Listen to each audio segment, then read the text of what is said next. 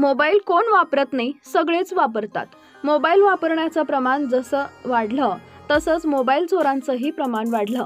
कुणाच्या मोबाईलवर चोरटे कुठं कधी हात टाकतील याचा काही नेम नाही।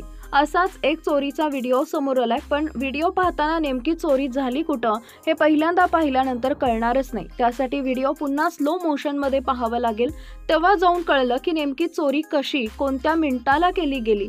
हा व्हिडिओ पाहिल्यावर तुम्हीही इथून पुढे सतर्क राहाल। कुठलीही चोरी करण्यापूर्वी चोर प्रचंड अभ्यास करतात असं म्हटलं जातं।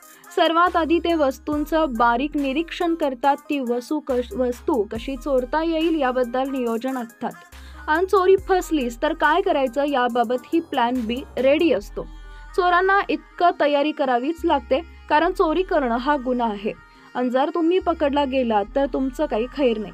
पोलीस नंतर मारतात, आधी पब्लिकच चांगली धुलाई करते आणि शेवटी तुरुंगाची हवा खावी लागते, हे तर वेगळंच। मात्र सध्या समोर आलेला चोरीचा व्हिडिओ पाहून तुम्हाला या चोरांना अभ्यास केला नाही तर चोरी कशी करायची यावर PhD केली असावी। या व्हिडिओमध्ये तुम्ही पाहू शकता एका बाजारातील हा व्हिडिओ आहे। बाजारात मोठी गर्दी यावेळी पाहायला मिळते। अशातच एक तरुण अचानक एका काकांच्या समोर येतो आणि त्यांना मुद्दाम धक्का देतो। तेव्हा ते स्वतःला सावरण्याचा प्रयत्न करतात। हा चोर गुपचूप चोरी करण्याचा प्रयत्न करतो।